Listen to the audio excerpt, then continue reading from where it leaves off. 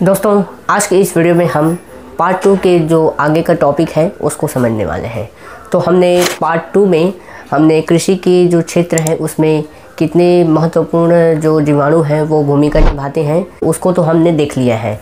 अब हम कृषि के क्षेत्र के बाद जो डेयरी उद्योग है उसको देखेंगे। दोस्तों, जीवाणु जो है डेयरी उद्योग में भी बहुत सारे उपयोग में आते हैं, जैसे कि दही है, पनीर है, मक्खन है, घी है, ये सब चीज़ में। डेयरी उद्योग में जो होता है उसमें क्या होता है कि दही जो होता है वह बहुत सारे ऐसे जीवाणु होते हैं जिसके किण्वन से वह जो दूध है वो दही में परिवर्तित हो जाता है। अब देखिए, जैसे कि लैक्टोबैसिलस लैक्टिस है, स्ट्रेप्टोबैसिलस लैक्टिस है। तो लैक्टोबैसिलस लैक्टिस हो या स्ट्रेप्टोबैसिलस लैक्टिस हो, इसमें से कोई भी जीवाणु उसमें उपस्थित हो सकते हैं। और फिर जब हम उसको मथते हैं दूध को, तो वो क्या है कि उसमें किण्वन होता है। तो उसमें जो जीवाणु हैं वह बहुत सारे ऐसे पदार्थ सर्जित करते हैं जिससे दूध जो है वह दही में परिवर्तित हो जाता है। तो इसमें आपको याद रखना है लैक्टोबैसिलस लैक्टिस, स्ट्रेप्टोबैसिलस लैक्टिस। बहुत ही सरल है। तो इसमें पूछा जा सकता है कि दही को बनाने के लिए कौन से जीवाणु का उपयोग किया जा सकता है, ऐसे करके एक ही नंबर के क्वेश्चन में पूछा जा सकता है। तो ये इम्पॉर्टेंट है, आप इसको याद कर लीजिएगा, ठीक है। तीसरा है सिरका उद्योग। सिरका उद्योग यह किण्वन द्वारा होता है और इसका जो जीवाणु होता है जिससे ये सिरका बनता है वो है एसिटोबैक्टर एसिटी। सिरका का उपयोग जो है, वैसे सीबीएसई बुक में इनका उपयोग तो नहीं दिया गया है, सिर्फ जीवाणु बताए गए हैं कि जिससे इनका उत्पादन होता है, ठीक है। लेकिन ऐसा बताया नहीं गया है कि इसका उपयोग क्या होता है, तो भी मैं थोड़ा थोड़ा उपयोग आपको बताता चलता हूँ, ठीक है। तो देखिए, सिरका का उपयोग जैसे कि है वह खाद्य पदार्थों के लिए किया जाता है, उसके पोषक के जो स्वाद है उसको बढ़ाने के लिए, और जैसे कि साफ़ सफाई में भी इसका उपयोग किया जाता है। एसिटोबैक्टर एसिटी जो है इसके किण्वन द्वारा सिरका बनता है। कार्बनिक अम्ल जो है ना, कार्बनिक अम्ल से भी सिरका बनाया जाता है, ठीक है।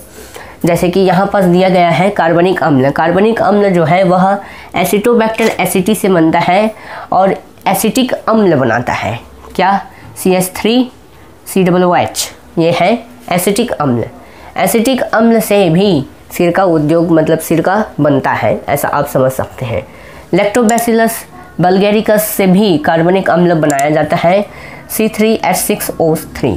इस सूत्र को आप रख लीजिए, उदाहरण के तौर पर आप इसे प्रस्तुत कर सकते हैं। और कार्बनिक अम्ल में H2CO3 ऐसा माना जाता है, लेकिन ये भी कार्बनिक अम्ल ही है, ठीक है। अब यहाँ पास ये ध्यान रखिएगा, एसिटोबैक्टर एसिटी से एसिटिक अम्ल बनता है और लैक्टोबैसिलस बल्गेरिकस से लैक्टिक अम्ल बनता है। कई जीवाणु ऐसे हैं जो औषधि के उपयोग में भी उपयोगी होते हैं। कई सारे ऐसे जीवाणु हैं, बहुत सारे जीवाणु हैं। तो उसको मैं एक चार्ट के माध्यम से आपको प्रस्तुत करता हूँ। इसको आप स्क्रीनशॉट ले लीजिए और इसको याद करने की कोशिश कीजिए। वैसे पेपर में नहीं आता है, तो भी 2 चार्ट अगर याद हो जाए तो आपके लिए अच्छा रहेगा और आपको भविष्य में भी ये काम आ सकता है।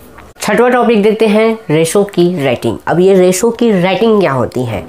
तो इसमें क्या होता है कि पौधे होते हैं, एक महत्वपूर्ण पौधे होते हैं जो रेशो को उत्पादित करते हैं, ठीक है। अब इसमें जूट आता है, पटसन आता है। तो पटसन एक पौधा है जिसे पटुआ भाजी भी बोलते हैं, आपने सुना होगा अपने आसपास। ये जो पटुआ भाजी है ना, उसको क्या करते हैं कि पानी में दबा कर ना कुछ दिनों तक सड़ाते हैं। फिर उसके बाद एक जीवाणु क्लास्ट्रीडियम ब्यूटीरिकम नामक जो जीवाणु होता है इसमें किण्वन करता है और रेशो को उत्पन्न करता है। तो रेशे की रेटिंग कि जो पटसन है उससे रेशा निकालना ही रेशे की रेटिंग कहलाता है। तो ये आपको समझ में आ गया है, जीवाणु को आपको याद रखना है, ये इम्पॉर्टेंट है। तो जो तंबाकू होते हैं, चाय होते हैं, उसकी खुशबू को बढ़ाने के लिए और उसके उत्पादन को और बेहतर करने के लिए ना इन जीवाणुओं का उपयोग किया जाता है, जिसे कहते हैं हम जीवाणुवी किण्वन। जीवाणुवी किण्वन जैसे कि एक जीवाणु होता है माइकोकॉकस कंडिसेंस। माइकोकॉकस कंडिसेंस जो है वह मदद करता है तंबाकू और चाय के उत्पादन को बेहतर बनाने के लिए। 8वां देखते हैं, चमड़ा उद्योग। चमड़ा के उद्योग में चमड़ा को बहुत दिन तक सुरक्षित रखने के लिए इसका उपयोग किया जाता है। तो इसमें जो उपयोगी जो जीवाणु है उसका नाम है स्यूडोमोनास स्टुट्ज़र। दोस्तों ये तो हमने लाभकारी जो जीवाणु है उसका उपयोग देखा, उसका यूज़ कहाँ कहाँ किया जाता है उसको हमने समझा। लेकिन अब इसके बाद हम हानिकारी जीवाणुओं के बारे में समझेंगे जो रोग उत्पन्न करते हैं। कौन कौन से जीवाणु कौन कौन से रोग उत्पन्न करते हैं उसको अच्छे तरीके से समझेंगे। और मिलते हैं नेक्स्ट वीडियो में, तब तक के लिए जय श्री राम दोस्तों, जय जय श्री राम दोस्तों।